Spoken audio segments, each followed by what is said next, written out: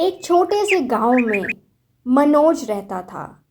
मनोज एक बहुत ही अच्छा लड़का था, इंसाफ पसंद और मेहनती था। मनोज की तरबूज की फसल थी।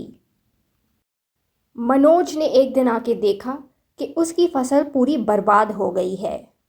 अरे ये क्या? ये किसने किया? मेरी सारी फसल बर्बाद कर दी, मेरी सारी मेहनत बर्बाद कर दी। लेकिन ये किया किसने? थोड़ा सोचने पे मनोज को याद आया।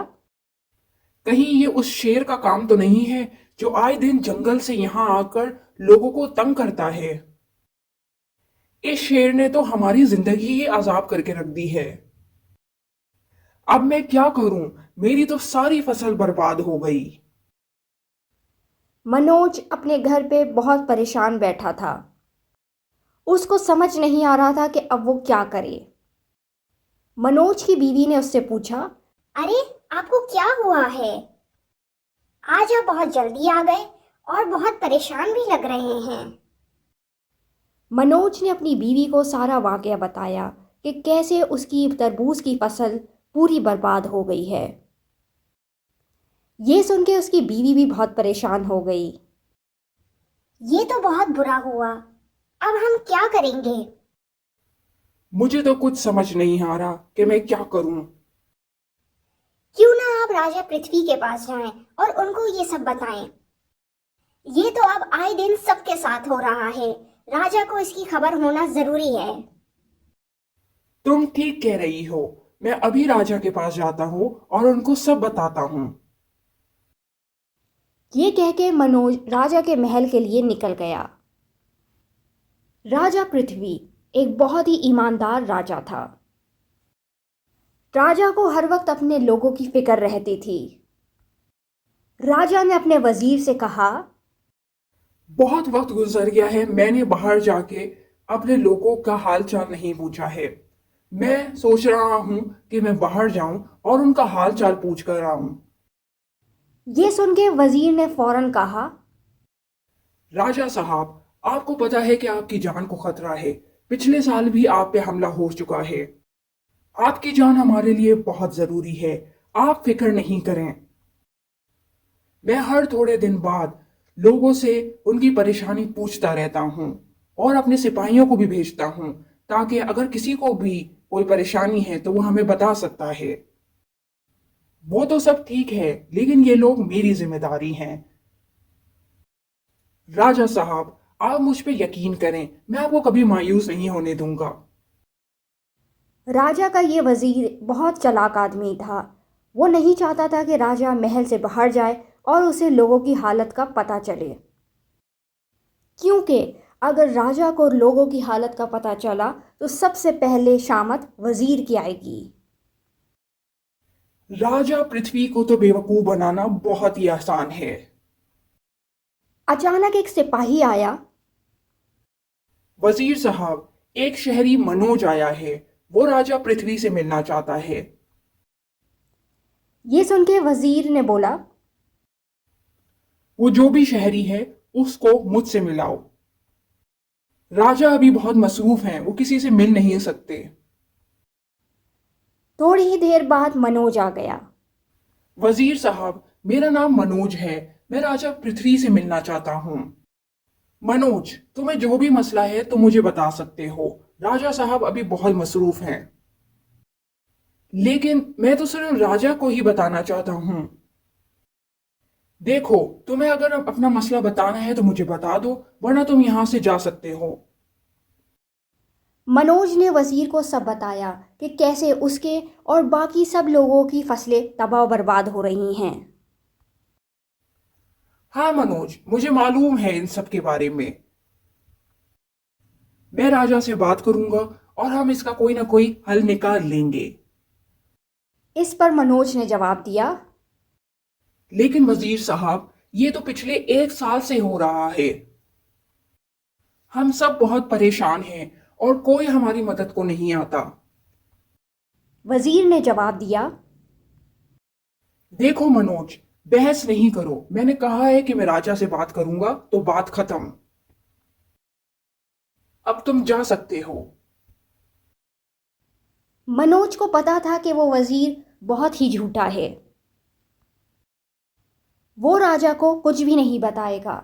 इसलिए मनोज ने फैसला किया कि वो गांव के सारे लोगों को इकट्ठा करेगा और साथ महल जाएगा। चलो मेरे भाइयों, हम सब लोगों को साथ मिलकर राजा के महल पे जाना होगा और हमें राजा से बात करनी होगी। इसी तरह हमारे मसले का हल निकलेगा। जब सारे लोग राजा के महल के बाहर खड़े हुए, वजीर महल से बाहर आ गया। क्या बात है, ये क्या तमाशा लगाया हुआ है तुम लोगों ने महल के बाहर? मनोज ने जवाब दिया, हम सबको राजा पृथ्वी से बात करनी है और हम उनसे बात किए बगैर यहां से नहीं जाएंगे। वजीर ने जवाब दिया, मनोज, मैंने तुम्हें बता दिया था कि मैं राजा से बात जरूर करूंगा और फिर ही कोई मसले का हल निकलेगा। मनोज ने जवाब दिया, हमें सिर्फ राजा पृथ्वी से ही बात करनी है और हम कुछ नहीं सुनेंगे। बहुत ज्यादा बहस के बाद वजीर ने कहा, सिपाहियों, इन सारे लोगों को महल से दूर कर दो। कोई एक बंदा भी मुझे महल के पास नहीं दिखना चाहिए। मनोज थक हार के घर वापस आ गया। क्या हुआ? आप तो राजा पृथ्वी से बात करने गए थे ना? मनोज ने सारी बातें अपनी बीवी को बताईं। वो वजीर एक बहुत ही झूठा आदमी है। वो कभी भी हमें राजा से बात करने नहीं देगा। हमें अब कोई और हल निकालना पड़ेगा इस मसले का। अगले दिन उस चालाक वजीर ने एक ज्योतिषी को बुलाया और उसे हुक्म दिया, देखो ज्योतिषी, तुम्हें राजा पृथ्वी के सामने बहुत ही अच्छी अच्छी बातें करनी हैं। तुम्हें उनके आज और कल के बारे में सुनहरे ख्वाब दिखाने हैं। ज्योतिषी ने वजीर को जवाब दिया, आप फिक्र ही ना करें वजीर साहब, मैं राजा पृथ्वी को ऐसे सुनहरे ख्वाब दिखाऊंगा कि वो खुश ही हो जाएंगे। इस बात पे वजीर ने जवाब दिया, बहुत खूब, चलो अब मेरे साथ राजा पृथ्वी के पास चलें और जैसा मैंने कहा है वैसा ही करना। वजीर उस ज्योतिषी को राजा पृथ्वी के पास लेकर आ गया। राजा साहब, आप हर वक्त परेशान रहते हैं, इसलिए मैं इस ज्योतिषी को आपके पास लाया हूं ताकि वो आपके आज और कल का हाल बता सके। राजा पृथ्वी ने वजीर से कहा, तुम मेरा कितना ख्याल रखते हो, तुमसे अच्छा वजीर मुझे कहीं नहीं मिलेगा। राजा पृथ्वी ने ज्योतिषी से कहा, हाँ ज्योतिषी, तो तुम क्या बताओगे मेरे आज और कल के बारे में? ज्योतिषी ने राजा पृथ्वी से कहा, राजा साहब, आपके लोग भूख और गुर्बत से मर रहे हैं।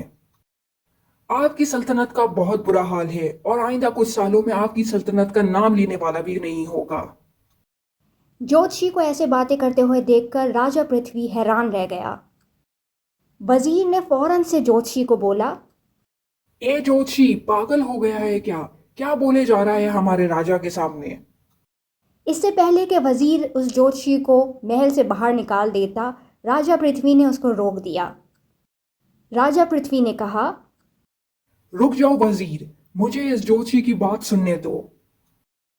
ज्योतिषी ने कहा, राजा साहब, आपका ये वाला वजीर बहुत बड़ा धोखेबाज है। आपको हर चीज से अंधेरे में रखता है। आज तक इसने आपको जो कुछ भी बताया है सब झूठ बताया है। आपके लोग बहुत मुश्किल में हैं। आए दिन जंगल का शेर उन्हें परेशान करता रहता है, सबकी फसलें तबाह कर चुका है। जब कोई शहरी आपसे मिलने आता है तो ये वजीर उसको भगा देता है, ये कह के कि आप बहुत मसरूफ हैं। ये वजीर आपके ही लोगों में आपके लिए नफरत पैदा करना चाहता है। ये सब सुन के राजा पृथ्वी हैरान रह गया। राजा पृथ्वी ने कहा, बहुत शुक्रिया तुम्हारा ज्योतिषी कि तुमने मुझे हालात से आगाह किया। अगर तुम नहीं होते तो मुझे तो ये सब कुछ पता ही नहीं चलता। इसलिए मैं तुम्हें 500 सोने के सिक्के तोहफे में देता हूं। जब वो ज्योतिषी चला गया तो राजा ने अपने सिपाही को बुलाया। सिपाही ने कहा, जी राजा साहब, आपने मुझे बुलाया। राजा ने हुक्म दिया। इस वजीर को जिंदान में फेंक दिया जाए और ये पूरी उम्र वहीं रहेगा। यही इसकी सजा है। और सबको बता दिया जाए कि जिस जिसने भी मुझसे गद्दारी की है उन सब की सजा जिंदान है। सिपाही ने कहा। जैसा आपका हुक्म राजा साहब। सिपाही ने उस वजीर को जिंदान में डाल दिया। राजा पृथ्वी ने अपने सिपाही से कहा, हर जगह ऐलान कर दो कि जो कोई भी शेर को पकड़ने में हमारी मदद करेगा उसे 1000 सोने के सिक्के दिए जाएंगे। सिपाही ने जवाब दिया। जैसे आपका हुक्म राजा साहब। मनोज जल्दी जल्दी अपने घर आ गया। क्या हुआ मनोज, आज आप बहुत जल्दी घर आ गए? मेरे पास तुम्हारे लिए बहुत अच्छी खबर है। राजा पृथ्वी को हमारी मुश्किलात का पता चल गया है और उन्होंने ऐलान किया है कि जो कोई भी राजा पृथ्वी की मदद करेगा उस शेर को पकड़ने में तो वो उसे 1000 सोने के सिक्के देंगे। ये तो बहुत अच्छी बात है, लेकिन हमारे आसपास तो कोई ऐसा बहादुर नहीं जो उस शेर को पकड़ सके। मनोज ये सोच रहा था कि उसे कोई ऐसा तरीका मिल जाए जिससे वो शेर पकड़ा जाए। अगली सुबह मनोज जंगल की तरफ निकल गया। अगर मैं उस शेर को पकड़ने में कामयाब हो गया तो हम सबकी मुश्किलात हल हो जाएंगी। चलते चलते मनोज एक गार की तरफ आ गया। मुझे लगता है शेर इसके अंदर ही है। मनोज बिल्कुल सही बोल रहा था। शेर गार के अंदर ही था। मनोज ने गार के करीब एक पिंजरा रखा और उस पिंजरे के पास एक गोश्त का टुकड़ा भी रख दिया। गोश्त की खुशबू से शेर गार के बाहर आने लगा। मनोज दरख्त के पीछे छुपा हुआ था ताकि उसे कोई देख ना ले। गोश्त को खाने के लिए शेर आहिस्ता आहिस्ता उस पिंजरे के अंदर चला गया। जैसे ही शेर पिंजरे के अंदर गया वो पिंजरा बंद हो गया। शेर को पकड़ने के बाद मनोज राजा पृथ्वी के पास गया। मनोज ने राजा पृथ्वी को सब बताया कि कैसे उसने उस शेर को पकड़ा। मनोज, तुम तो एक वाकई बहुत बहादुर इंसान हो। तुमने शेर को पकड़ के हम सबकी जान बचाई है। इस बहादुरी को देखते हुए मैं तुम्हें 1000 सोने के सिक्के तो दूंगा ही, उसके अलावा मैं तुम्हें वजारत भी दूंगा। आज से तुम मेरे वजीर हो। ये सुन के मनोज बहुत खुश हो गया। राजा साहब, मैं तो बहुत गरीब आदमी हूं, मैं कैसे आपका वजीर बन सकता हूं? राजा ने जवाब दिया। मनोज, ओहदे अमीरी और गरीबी देख के नहीं बल्कि सच्चाई और बहादुरी देख के दिए जाते हैं। तुमने हम सब की जान बचाई है। तुम हमारे हीरो हो।